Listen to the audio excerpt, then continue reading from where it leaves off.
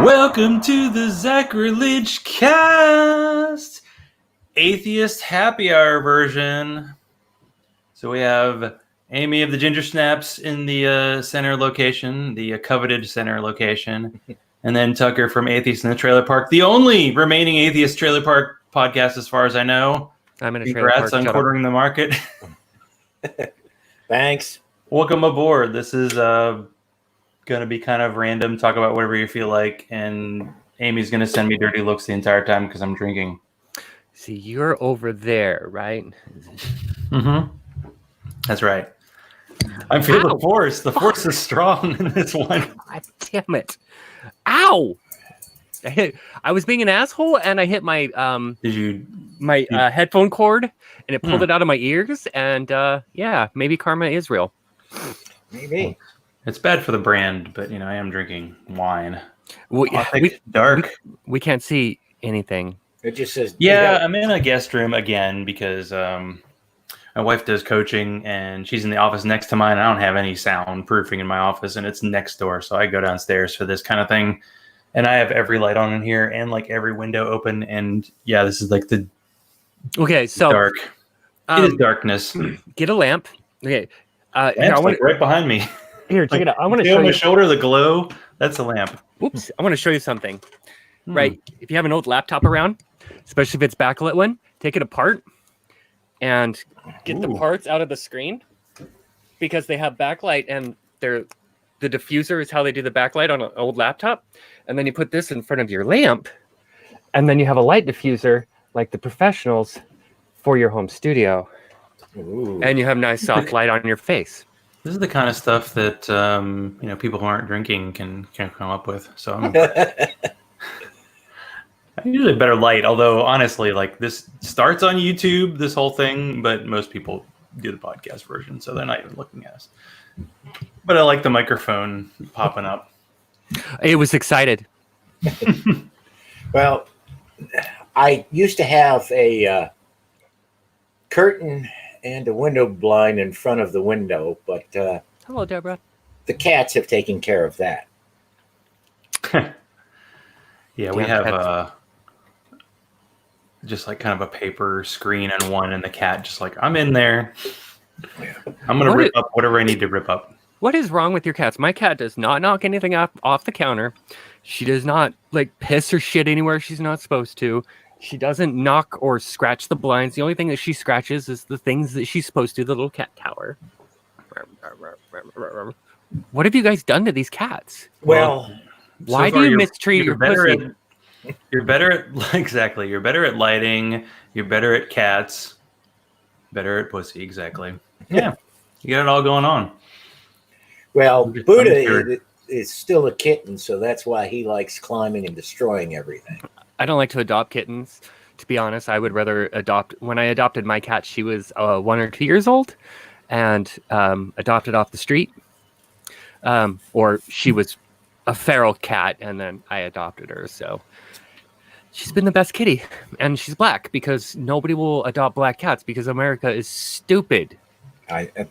The best cat I ever had was a black cat, and I've always wanted to have another one. I've had a few, but I end up getting all the other colors in the rainbow except for black cats when they show up at my door and need somebody to take them in. You should be careful about rainbow cats. It'll turn the other cats gay. That is what I've heard.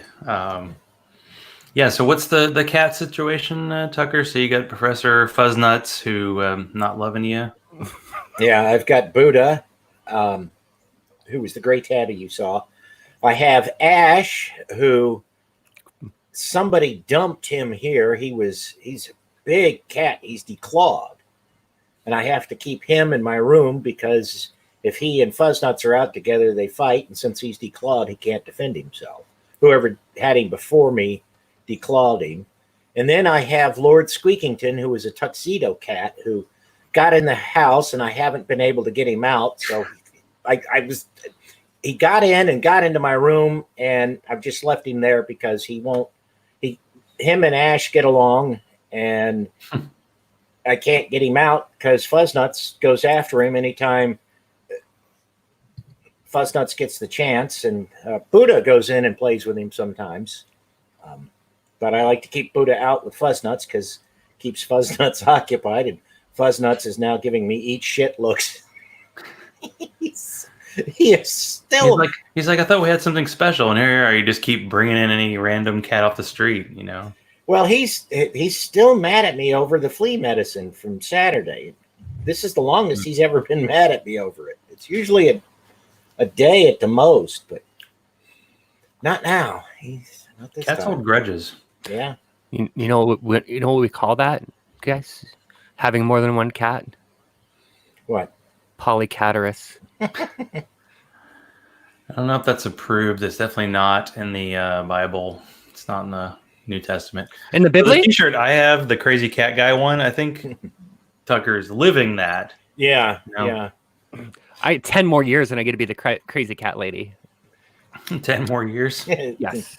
According to the people who are involved in my other projects, I am a cougar and a MILF. I don't know what these terms mean, but I guess they're good. I don't know if they're making fun of me or not. I don't know why I'm on the internet because I'm fucking old. Eat. No. You're fine on the internet. It's TikTok you got to stay off of. Oh, That's gosh. only for the under 30 crowd. Isn't TikTok like the new Vine? And I think Yeah, my the new cat Vine. just came in my room. Yeah. Owned by It's the like Chinese government. Everybody's coming up with this new, like, I'm going to do a funny version of a song, and everybody, Yeah. and do a dance. And I'm like, yeah, I'm just going to do Sing a what I little do. dance, sing a little song. Yes, you are Deborah. Call me later. Deborah is a gilf. Yeah. So what's the current situation with the two of you? What's, how's your COVID quarantine treating you? Oh, I'm a shut-in anyway. This is just my natural state. I know. And my therapist I'm gonna can't get yell at out. me now. Mhm. That's the only bonus. Is like, well, she's like, have you gone out and socialized lately? And I can be like, no, COVID. And she's like, oh yeah. So this is great. Well, I am an essential worker, and until this week, it's pretty much been normal to me. However, since I work for a company that processes meat and our suppliers are shutting down, there's not been a lot of work, so I'm off this week. So you're not beating the meat this week? No. Good job. Actually, I smoke the meat, but that's another story. Wow. Here we go. Hi, kitty. Scatsman. Oh. Hi, kitty. He is Hi, not happy. baby. Bye, baby. I mean, see, he's a tuxedo. Yeah. And the reason we got him, and then we got his brother, who's pretty much 99% black. So, yeah, 2 black cats for us. my cat has one white hair on her chest. I had a black cat for a while that had a white patch on his chest. My So cat it looked is sort of like he was wearing a necklace. Yeah, that's Really? all the they need. I just stream more. That's what I do, Zach. I've been doing that like almost every day.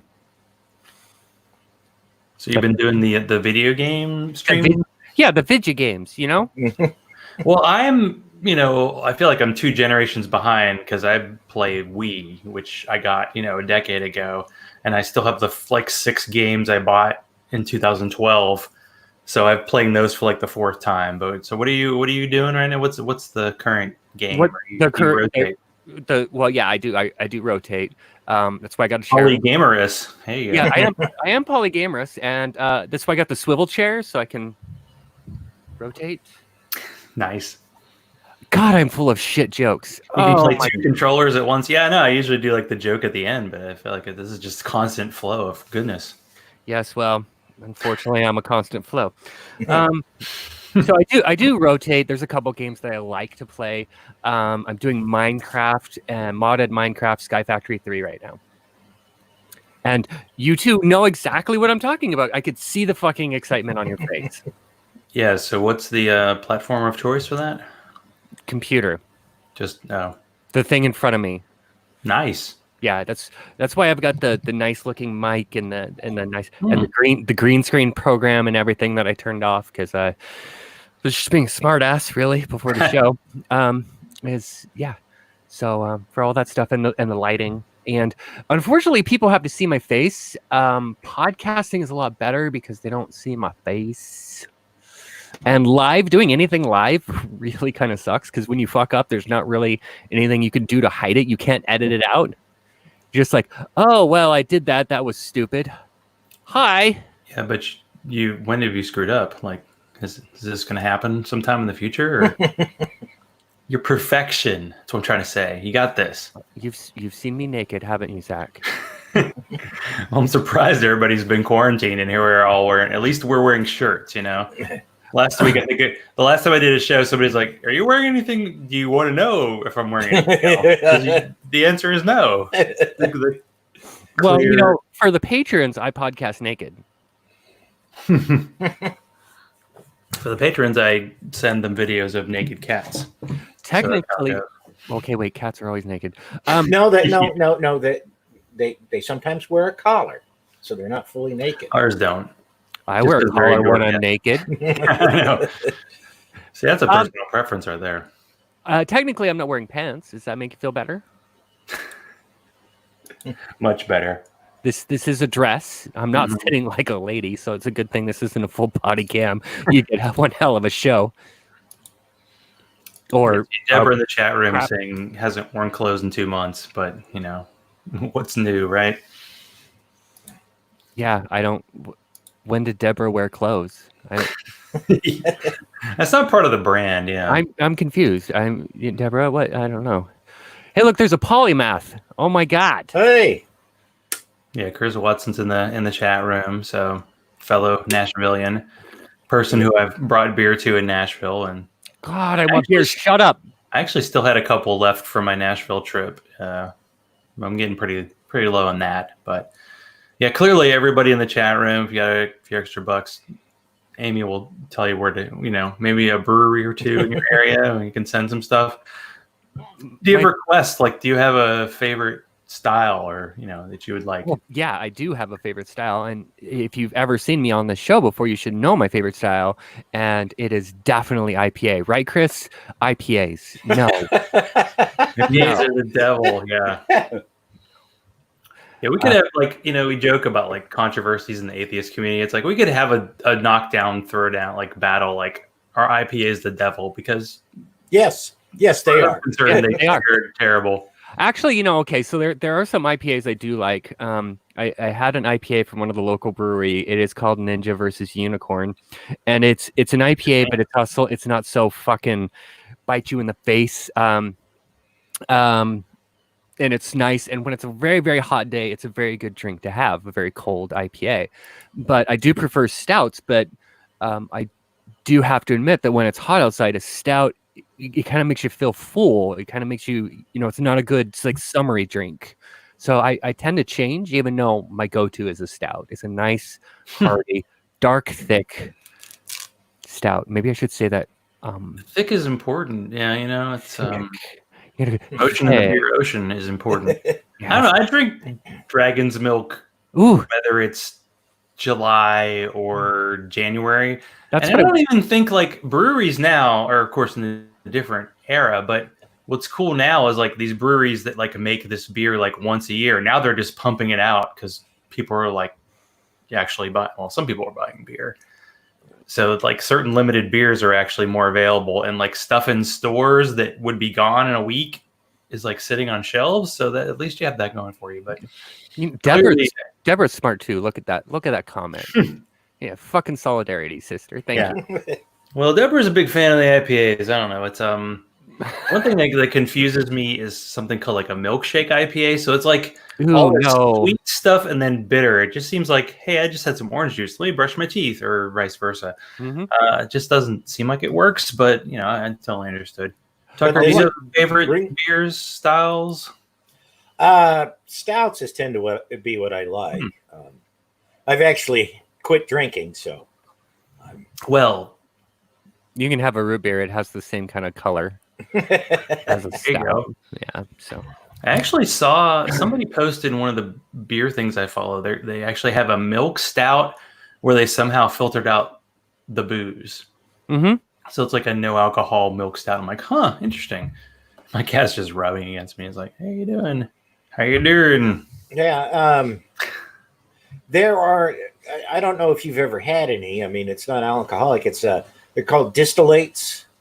It's things made sort of like how you would make liquor, but there's absolutely no alcohol in it. And it's not one of those, they don't make it so that there's alcohol and then they process the alcohol out of it. They, however they process it, it never develops alcohol. Those are pretty good, but they're just as expensive as alcohol. And it's like, no. I mean, they had some at Big Lots of all places, and it was like $3. So I figured I'd buy it to see what it was like, and I was like, really? Oh wow, this is great. And then I went and looked up how much it cost normally elsewhere, and it was $20 a bottle. And I'm like, no, it's not that good. I mean, it's nice it's a nice thing, even if you do regularly drink alcohol, to have something like it, because it has, like the same mouthfeel of liquor, and the taste is in the same band, even though it doesn't taste exactly like any alcohol you'd have. But it's just too expensive. The stuff I had, I forget the name of it, but it tasted a lot like Saint Germain. So it was, it was nice, and it was something if you had a few minutes and you wanted a little something, but you didn't want to catch a buzz before you did something else, it was great. But not what $25 a bottle, and since the Big Lots ran out of them, darn you, Big Lots. Yeah. And that my camera's doing that on its own. I don't know why it keeps zooming in and zooming out. It's just showing off the sexy, I guess. So as someone who is an essential worker who's not essential anymore, do you have any warnings, Tucker, for us? Because, as someone who orders food via Instacart, noticing that meat prices are going up, are we about to be in for like a rude awakening and meat to be disappearing and or costing a ton of money? If people don't panic, you'll be fine. But of course, people will probably panic and buy it all 3 months to get toilet paper. So yeah. When do people panic in the United States? Yeah. I mean, come on now. Yeah, but the big issue is that the meat packing plants. I don't work at one of those. We make barbecue at the facility I work at. We're the largest barbecue facility in the country. But at the meat packing plants, the people, those have like 1,000 employees or more in the facility, and they're all crammed together. So what they have to do to handle the issues with infections is just spread the people out more, rather than having them side by side and everything like that. We had a scare at our facility because about a month and a half ago, I guess, maybe not quite that long, they had a nursing home in town that had 100 people, including staff and patients, who got infected with the coronavirus. One of the staff members happened to be married to a supervisor where I work. And rather than shutting down our facility to decontaminate and implement a lot of measures, they just sent him home for 2 weeks and have gradually introduced mitigation things. And when I say gradually, I mean gradually. Like, their first step was to do some extra cleaning. And then, like a week later, they brought out barricades to separate the people that work on the line. So they weren't, so they had something between them. So, and then and in between that, they added extra stations that squirt out sanitizer. And then they've started adding, now when you walk in, there's I guess a nurse, they're in scrubs, who they scan you with one of those thermometers to see if you're running a fever. And if you are, you can't come to work. And they're handing out masks and things like that. But the problem that scares me is not so much the conditions at work, because they're taking this shit seriously, is the town I live in, because we're not. Because our governor, as soon as, he announced on May 1st, that starting May 1st, we're opening back up. And as soon as he said that, I started seeing fewer and fewer people out in public wearing masks, and more people out in public. Yeah, I mean, as someone who lives in Georgia, I think we led the country. We led, like, got out open so quick that even Trump was like, I don't know, guys. Yeah. Which is never a good sign.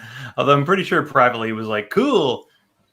Yeah. Because we have the senator who got appointed who's like, yeah, I sold on my stock like when I heard about coronavirus and made a bunch of money, and I'm super rich anyway. It's terrible. Yeah. Welcome to Georgia. Yeah. Well, and, our governor failed to do anything. That the day before Trump announced that, we need to take this shit seriously, was the day that he started talking about mitigation efforts. Meanwhile, the mayor of Nashville had already done some stuff. So he does not like to be on camera. Oh, come back, kitty. We need you instead of Zach. He's a better interviewer for sure. Good questions.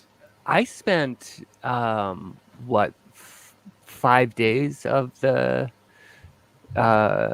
stay-at-home order in the hospital, so that was nice. Oh, that sucks. That was fun. Apparently, I had to have surgery, and they stole an organ while I was sleeping. It was really fucked up, but I mean, I paid them to do it, so I don't. Was it your organ? It was my organ. Okay. It was my organ. Was it a Hammond organ? No. No, I would never give up my Hammond. Okay, so what? Can you tell the story? Oh, you won't? Oh, no. Please. I had to have my gallbladder out because it was all clogged up, and when I said it fucking sucked. I've never actually been like hospitalized or had surgery, so it was terrifying. And my dad couldn't come with me. He's the one who took me there. Went to the emergency clinic and been like, hey, I've got really bad abdominal pain and I've been throwing up. And they're like, we're going to do an ultrasound. And they did an ultrasound, and my gallbladder was just, laparoscopic, Deborah. I looked over at the ultrasound picture. The ultrasound tech was going, ooh, oh, God. I'm like, don't do that. Yeah, medical professionals, like, ooh. Yeah. Never did that before. I'm like, I looked at her. I'm like, don't do that. What do I have? Cancer? Am I having a baby? What? And she's like, no, that looks painful. And it was. And I looked over at the screen, and I'm not an ultrasound tech, but I could tell that was done fucked up. That was a mess of gallbladder stones. And so they sent me to the hospital. And 2 days later, I was went under the knife, and then woke up, and I didn't have an organ anymore. The doctors have no sense of humor, by the way. Fucking doctors. He came in. They're not the real heroes. He came in and he like explained it to him. And he's like, "Do you have any questions?" And I'm like, "Is there a core?" And he's like, "What?" I'm like, "Is there a core charge for that? Do I get some money back? You're taking my organ. Do I get a discount?" And he's like, "No." And I'm like, that shit was funny. It was a little funny. Yeah, when I was a kid, my grandfather had his gallstones and gallbladder in jars at home. That's disgusting. I never asked in a totally weird, random story. So my wife had her gallbladder removed, and then I had my appendix removed by the exact same doctor, because I was having weird stomach pains and sickness like every 2 months, and no one could figure it out. And I actually saw the doctor when it happened. He's like, "Oh, that's your appendix. It needs to get out now." And it was the same. And the laparoscopic. It's like they're like, whoop, they just vacuum it out in like 5 seconds, and it's gone. Yeah, they wouldn't let me be awake for it. I wanted to watch, but And they had to put the leg things on. I don't know if you had those that were like, Yeah. And then the best part, so it was like 3 a.m. This nurse comes into the room. My wife's sleeping next to me, and they go, when did you pee? It's like, when's the last time you peed? I'm like, I don't know. I'm asleep. Help. Yeah, it was. Get up and go to the bathroom because you had to take these things off that were like electrical currents through your legs so you don't get a blood clot, that kind of thing. I had never had an IV. I had the IV buddy, and I had to take him to the bathroom with me. And they were doing the same thing. And then like they would come in at 2:00 in the morning and be like, "How you sleeping?" I'm like, "I don't know. I saw you a fucking hour ago." That's the weird thing about nurses is someone who's spent a lot of time in hospitals. Like they tend to visit like at night, and you sleep weird, especially when you have surgery. You're supposed to like pretty much when you're done, you sleep constantly, and they just wake you up every 2 hours. Like when you've reached that REM sleep, they're like, "All right, time to wake this person up and do a random test on them." Well, yeah, and they would come in and take vitals and everything. They came into my room at night more before the surgery than they did after. After the surgery, I saw that I only spent 1 or 2 more nights in the hospital. Can't wait. I can't wait for the bills. God, America, I just can't wait for those bills. Capitalism. But yeah. Oh God, the nurse I had on my last day in the hospital, she was hot. She was so hot, and I was the only person on the floor. She came in a lot, and I was happy. But yeah, they came in, and the only time I could sleep the day before, because I was in so much fucking pain, was when they were giving me morphine, and then I would sleep for an hour and a half, and then I'd wake up again. I'd never had morphine. I don't like morphine, but it took the pain away. At least it did something. Yeah. I've had How are you morphine. feeling now? I feel fine. It's been 3.5 weeks. I have 5 little whole cuts in my tummy, and the only thing is like I'm really, really tired all the time. Like my nurse friend said that's normal, like after surgery, but that's it. I have no stamina for fucking anything. I'll go for like 4 hours and it's time for a nap. So it's a good thing I kind of like that plan. I'm complaining.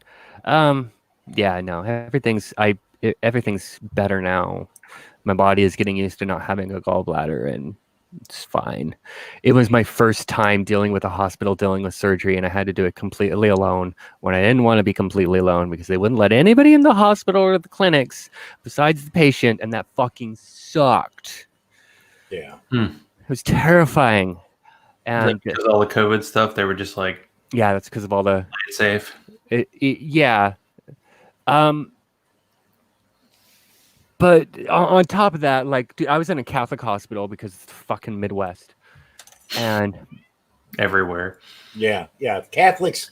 Are we getting Catholic Church now owns most of the hospitals in the cat country. noises everywhere? I like this. Best cat episode ever.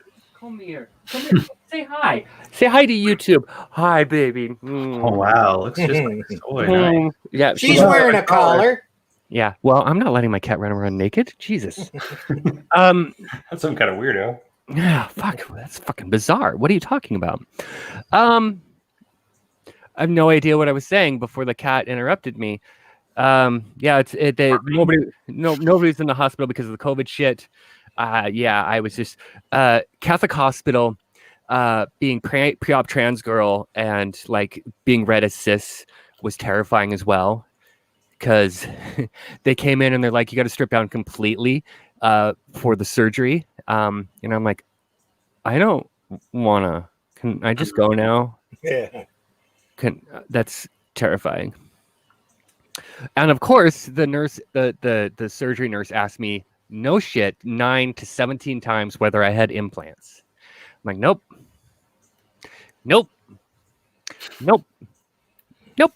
One time I did answer, oh wait, yeah, there's that one from that alien abduction a month ago, but I mean, that's okay. Their technology is highly advanced. It's tough, but yeah. I thought it was funny, but nobody asked a lie. Weird. They're not so jokey in the hospital. Yeah, in the fucking OR. I don't like it. I would joke all the time. Like, I would come in, that ultra, like, homophobic dude and be like, yeah, we got to take your balls. I would get fired really quick is what I'm saying. So it's not a potential job thing.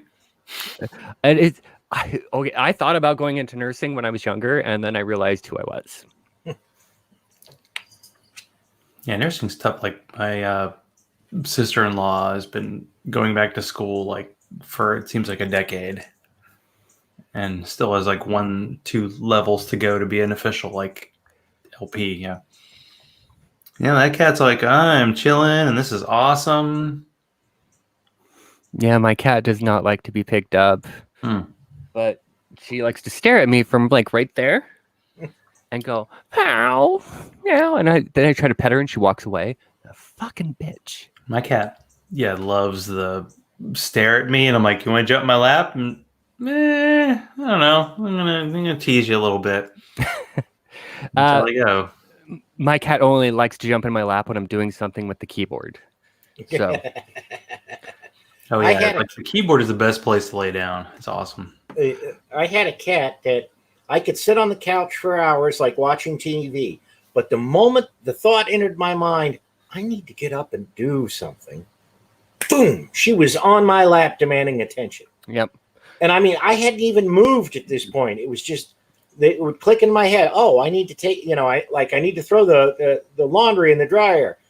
Boom! She was on my lap. Yeah, cats are assholes. I wonder if I can get her to do it. I can just watch a random video on the YouTubes, and she's really jealous of the phone. YouTube compression. See if I can get her to. Defeated my eyes. I think defeated my head. Defeated the monitor. I feel like even just. Nope, she's not gonna do it. She's gonna lick her ass. Cats never do anything on command. No, not when you want to, But yeah, you'll be sitting on the couch, right? And she'll be somewhere else entirely. She'll be fucking hidden from view. She'll be outside. She'll be at the neighbor's house. She'll be at her girlfriend's house. Whatever. The moment I play something like a video on Reddit or a TikTok or something on YouTube, she's in my lap going meow meow meow meow meow meow meow, like that. There you go. So And how's Ginger Snaps doing? Well, I mean, we took a month off because I was sick. Yeah. But otherwise, I mean, we're back to it. We're past 100 episodes, so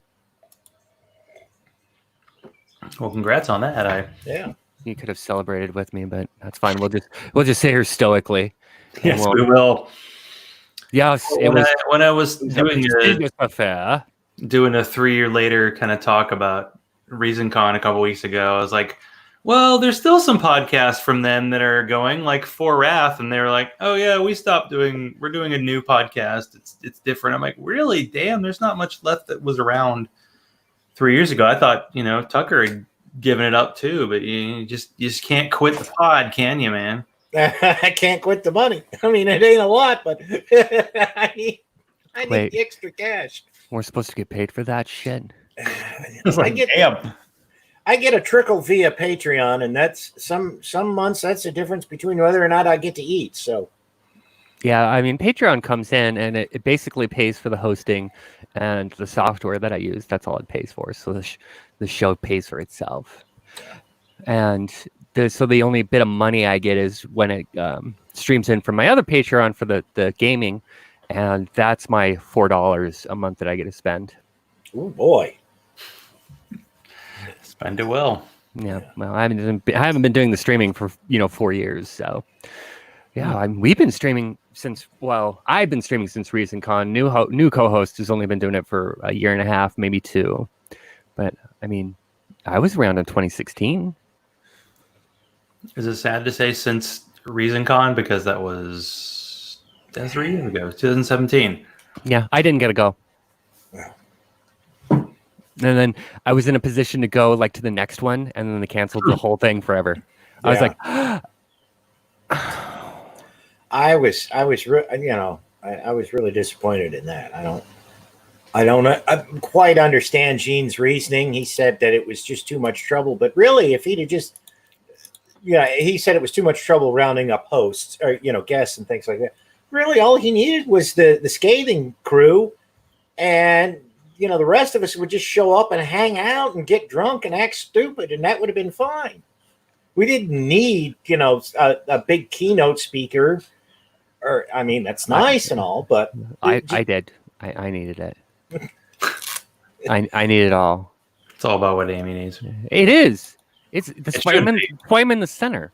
But honestly, yes, Center of attention. doing a conference where it was like the not conference thing, that just everybody hang out part, seemed to work. Because I went to NanoCon the last couple times, but that was mainly because it was in Nashville and that was easy to go to. But after a while, I was like, I don't need to hear the speakers. I'm just gonna. And it was weird doing like that. Like for years, you're like, oh, it'd be really cool to do like a podcast panel. And then you do it, and you're like, there's actually more people talking on the panel.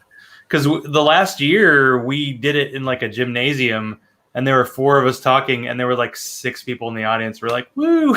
We could tell, like, yeah, this whole conference thing is not working out. I don't know. Maybe people need to do the virtual Zoom kind of gathering conference just because everybody's at home anyway. So you should be like more Zoom conference of 3. I should be more. Yes. Well, I've been dreaming of that. It's just. Thank you for reminding me. What you do is you do Discord and you do Jackbox games. That's what you do. I've heard of Discord, not Jackbox. Jackbox, they're like people bringing together games. They're like board games, but on the TV, the computer, or the PS3, or even the Wii. And they're a lot of fun, you know? They're a lot of fun. Well, I've had a friend who's been doing, there's a version you can do like Cards Against Humanity, you know, remotely. And he's been doing that for weeks, and people have been showing up for that. I will teach you how to Discord, Zach. And then next time we do Jackbox, I will bring you in for Jackbox on the Discord, and I will show you how much fun it is and why you should have Discord as a media mogul that you are. So what, can you explain Discord for the Discord virgins? You know, for Chris and Deborah and Tucker and Zach. Discord is for me. Who said I was watching? I got Minecraft over there. Mm-hmm. Click. Crafting some mimes. Oh wait, mine. Sorry. I've been working on the railroad. Discord is a general chat app that you can do chat, voice, even picture and streaming. Like you can stream to the Discord app, and have all your people, your guests, your friends, your patrons, whoever you want to get together, and then they can interact with you, the podcaster, the person, the Tucker, the Zach, the Deborah, the postmodern polymaths. Well, one shows up, and then they call me in an emergency because the other didn't show up, and then the other shows up, and then I'm stuck in the middle again. Like now, I'm the white meat again. Mm-hmm. I'm the white meat in this bologna sandwich on white bread. This is quite pale as usual. But yeah, I mean, it's you can do the text, you can do the talk while you play video games and do other things. It's a great multi aspect app, and it's a way for people to interact with you when you do the video games and when you do the streaming and the YouTubes and stuff like that. It being accessible to your fans.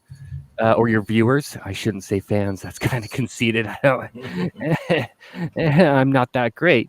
Being accessible gets you kind of more of a dedicated following. Very dedicated. I like that. And, you know, it just, the shit thing is you got to answer all the time. One freaky thing did happen to me. Oh my God. This really fucked me up. So, I'm pretty new at the streaming video gaming thing, right? And I'm also pretty old, and I'm not that great to look at. But a couple of the people who are actual big fans of the podcast came over to the stream because I pimp Williams stuff on the podcast that he doesn't that he does separately from the podcast. I pimp my stuff that I do separately from the podcast, right? And so I got them on the Discord, and we're all in the video chat. We're all playing a game together on a server. Servers are computers in other places. They keep the memory and all that stuff, and you just connect to it via the internet. Now, the internet, Zach, is a series of tubes. It's wild. Yeah, it's made in Australia. Australia is in Southern Europe. Anyway, talking to him one day, and these two people are like, "Hey, can we tell you something?" And I'm like, "What?" And these two girls are both like, "This is really surreal for me." And I'm like, "Why is it surreal?" And she's like, "Yeah, I'm talking to my hero." And I'm like, "The other girl's name is your hero? I mean, that's cool. She's a cool person." They're like, "No, you." And I'm like, don't tell me that shit. Don't tell me I'm your hero. Do you know what kind of pressure that is? Like, I'm a fuck up. I don't even have a job. I'm not a hero. So, yeah. I got two people. Apparently you are a hero. I had two people that called me their hero, Eugene Levy eyebrows. What? I trimmed them. Fuck, Zach. Well, Deborah, who says she Yeah. never wears clothes, went as Frida. Yep. I saw that. I was like, you wore costumes, really? That's They're crazy talk. They're like Emperor's New Groove. No, Emperor's New Clothes costumes. Oops. That's a different thing altogether. Yeah. So yeah, I got it's a very small thing, right? Just two people are like, you're my hero, and I get to play games with you now, and I'm like, that's really surreal, and I'm like, don't, damn it. It's a lot of pressure. It makes me think back, and I jokingly said in my last episode, it's like, oh, maybe I'm over this whole ReasonCon thing, but it is interesting when we were there, like the Scathing Atheist people were in the cognitive dissonance, like they were like superstars in their normal lives. People were like, who are these guys? But at that conference, it was like, just to talk to Noah and Heath about like football and just random stuff was like a crazy thing. But it's nice to have approachable people when it's relatively speaking they're big time. Yeah. I just never thought about being quote unquote internet famous. That just I do the podcast. You're there. Yeah, well, I do the podcast. No, two people is not internet famous. That's not even D-list, yo. I didn't even get invited to the party when I was a temp at the serving agency. Negative Z list. I have to use Z because it's like foreign Canada stuff. Where nobody pays attention to Canada. Close. You can cross the border real easy, right? And that's why I live. That's why I live up here. It's quick escape, just in case. That's being queer in America. You need an escape route over the northern border. Yeah. I do the podcast because I want to have a positive impact on people's life. I want to keep them informed. I want to spread the idea of skepticism, especially in the queer community, where the atheists and stuff like that. That's pretty common, but there's still a lot of theists in the queer community, and they're not always brought into the atheist community or the skeptics community, because most people who do that are frankly white and straight and male. So. That's why I do the podcast, is I want to do the queer stuff. And there's also a lot of misinformation, a fuck ton of misinformation in the trans community when it comes to medicine and stuff like that. And that's why I do that. So I didn't do it to be famous, didn't do it to be a hero. I did it because I want to be that educator, because that's who I am. I do the video games to be famous, and that's why I'm failing. Well, at least you have goals, right? Realistic ones. So Tucker, are you still reading the Apocrypha stuff from the Bible? Yeah. I've gotten through. Well, the Apocrypha I've gotten through. The stuff I'm into now are the it's other works that have turned up in recent years. This is all stuff that has turned up between like the 8th century and the early part of the 20th century, before the Nag Hammadi and the Dead Sea Scrolls were discovered. So, and it's some stuff, it's things I've never heard of before. And there's like some of it. There was one thing that just turned up, and somebody found it in a book in like the 19th century. Like they found this ancient manuscript in the book. And so right now it's these various acts of the different apostles after Jesus was crucified. And it's pretty funny because I'm reading the Acts of John, not John the Baptist, but John the disciple. And you're reading it, and it's like they mentioned some kind of historical event. And it's like, well, let me just look this up and see what it is, when this happened, to try, because there's nothing in the material saying when the book was written or thought to have been written. And you read this, and it's like, it's written, the event that they're talking about happened in 400 CE. No way anybody who was hanging around with Jesus could have has seen something that happened in 400 CE. So this is a late forgery. Yeah, I probably should reach out to Bart Ehrman, because I feel like I've read, and like, of anyone who I haven't had on my show, I've listened, because I just finished his Heaven and Hell book, which just came out.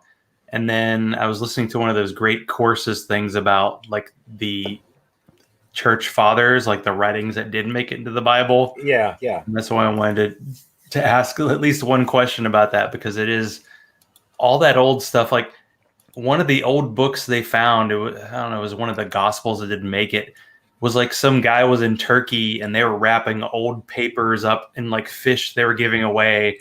And somebody's like, wait a second, this is an ancient Greek. And it was like a gospel they hadn't heard of, like Gospel of Thomas or Gospel of Judas, which is a different thing. But it is amazing, all that stuff that is out there, that some of it was just found, like in the last century. Yeah. And some of it was from, the year 800. And it's like, actually, he's quoting a book from 400, which doesn't exist, but he's quoting it. So we know it's something else. Yeah. I've tried to get Bart Ehrman on, but the last time I asked him, he said he's not doing interviews anymore. So I don't know. That sucks. Well, I had on a local guy, American Free Thought, who had him on like 3 weeks ago, because he had a new book come out. Because he's apparently like a professor, but he's on permanent sabbatical, because somehow Bart Ehrman has figured out, I'm going to write books about biblical history, and he's making a living doing it. Yeah, he's not something that, like, for sort of mainstream audiences. So I don't know. I suppose I should reach out, but there'd be so many questions. So many questions, man. Yeah, because really, because I've listened to, I think, all of his great courses, because I know he's got one on the Dead Sea Scrolls. He's got, one on the Gnostics and the other alternate forms of Christianity that existed until the Catholic Church slaughtered everybody else. And one other, I don't remember what it is. And I've listened to those. Catholic Church, I know. And so, in listening to all this stuff, I'm like, man, I just cannot believe that there really was an individual named Jesus that inspired all this stuff, which Bart thinks there was. And I'm like, that's what I'd love to interview him about. It's like, your stuff convinced me that there wasn't a Jesus, yet you think there was. Well, he did write an entire book that was about the historicity of Jesus, and it sounded like the mythicists, the people who believe he didn't exist, or at least doubt it, were like, yeah, that was one of his worst books. But I don't know, there's some of Bart Ehrman, like, he is an atheist and he's very open about it, but he's still kind of accepted as a mainstream kind of scholar. Yeah, so he goes along with things, but there are like aspects, like I forget, there are certain aspects of like the resurrection and things that he's like, yeah, I thought that was probably true, and now I don't think so. So maybe it's just over time he'll change. Yeah, well, because about the resurrection, I think it was his last book or the book before that, and when he was doing these tours of various things, he said that he thought that the whole scene at the tomb was an exaggeration of actual events, that there was somebody who went to the tomb and, whatever. And then he decided to research what happens. And that's when he discovered, if you were crucified, the Romans didn't let you get buried. You had to stay on that cross until your body rotted off and the dogs dragged your bones away. Crucified was put in a like common grave, and they were like, yeah, this Joseph of Arimathea guy, and then they're like, yeah, we don't have any record that this person existed, but there weren't a lot of records because this was, like I'd say the Tennessee or Minnesota of the old school, Yeah, I know. but he was. I insult my guests at the end of the show. Is that working good for you? But actually, there are a Insult lot me of harder, records. Daddy. to start Insult me sending harder, you- Daddy. I have to send you a beer, clearly. Well, one of you two. I'll send beer minus the beer to Tucker. Gluten-free, no alcohol beer. Try that out, man. That sounds delicious. No. Yeah, Nestle water. Is that what you're talking about? Yes. The historicity of Jesus. Did a person named Jesus live in the time of Jesus? Probably a bunch of them. Were there ever any supernatural beings like Jesus? No. Is the Bible a culmination of many things written by other people? Yeah. I mean, why do people have this argument? I don't. Well, it's nobody says, hey, there must have been a person who inspired the myth of Zeus. There may have been somebody who inspired the myth of Zeus. It was me. But, that's so long ago in history, nobody haven't watched the show yet. Come on. So how do we know that, the story of Jesus isn't the same way that, there was just some random guy and they copied, one thing he did and it exploded from there? There's a... okay. Yeah, I mean, no doubt. But I mean, what are they going to say in 1,000 years about Joseph Smith if humans keep going? Well, there's enough documentation about Joseph Smith. But will it survive? Yeah. I mean, will we survive? But I was wondering, like, with no recording of anything, like 50 years after Martin Luther King's death, what would have been said about him? Like, would it have been overblown since he had such an impact? And, that's kind of my underlying point is it's a myth, and myth gets larger and larger and larger as it's told, because that's just the way human brains work. We can't translate information exactly because we don't have photographic memories. We're not computers. We don't take pictures. Yeah. So that's my simple point of not knowing anything about this and feeling like I need to belong in the conversation. I had an iPhone like 5 back then, and hi, Jonathan Ganesh is someone I haven't seen in my chat room before. So hi, welcome to the thing. We've gone, I don't know, 52-ish minutes. I feel like we've had a decent happy hour. Clearly, I need to send. Is this the Amy first? Some beer. Is this the first time you've gone 52 minutes? By far. Without medical assistance. Aren't you glad I'm here?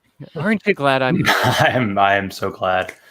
I'm glad you were like, hey, come on. I'm like, yes, this is going to be good. We're going to have good times. So, Amy, where can people find your glorious content and, Discord and all that stuff?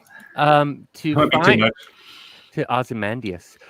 To find the podcast, go to any podcatcher of your choice. That's called The Ginger Snaps. Don't just type in Ginger Snaps because that's a weird defunct podcast. Type in The Ginger Snaps and you'll find me and another wonderful human being. It's science, skepticism, and news through the lens of two very queer people.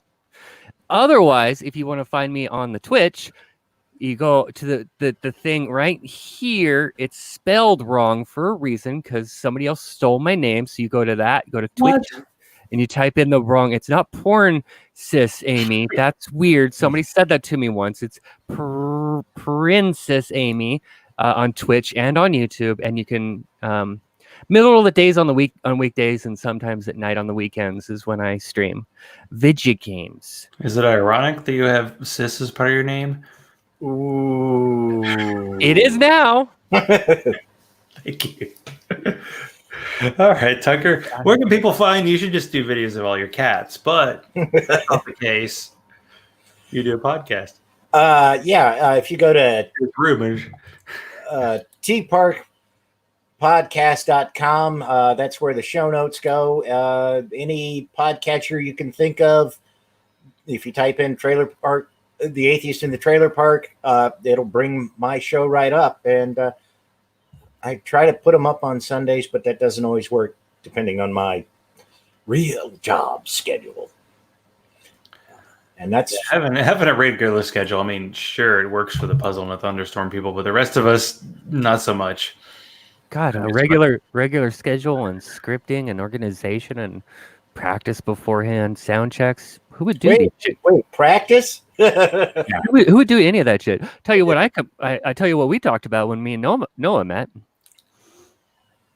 What did you talk about? How picky we are on planning the show and scripting and having the minutes exactly right. I've loosened up a little bit, but that's only because I'm trying to make a co-host stick around instead of leave me again. I'm so lonely. That's why I don't go with the co-host, just the cats. I'm fucking boring without somebody to play off of. All right. Well, that's Oh my why God. I do the interviews. The other person talks, and I sit there and drink. It's a glorious thing. It works for everybody. It's as it should be. Well, Amy and Tucker, thank you for showing up tonight for the Thanks for having me on. sort of first, maybe second Atheist Happy Hour. Maybe I'll give it a shot every week because it's good for content and it's good for cats. This is the first show, I think, in the history of this show where 3 cats have made an appearance. So that's actually 4. Baby. And it's the first show I've been on there. Fuzznuts hasn't decided to interfere. Yeah, he's like, I've been there before. Zachrilege cast is very, very low downloads, so I understand. Well, thank you again. Thank you for having me, Zach. I appreciate you. Thanks.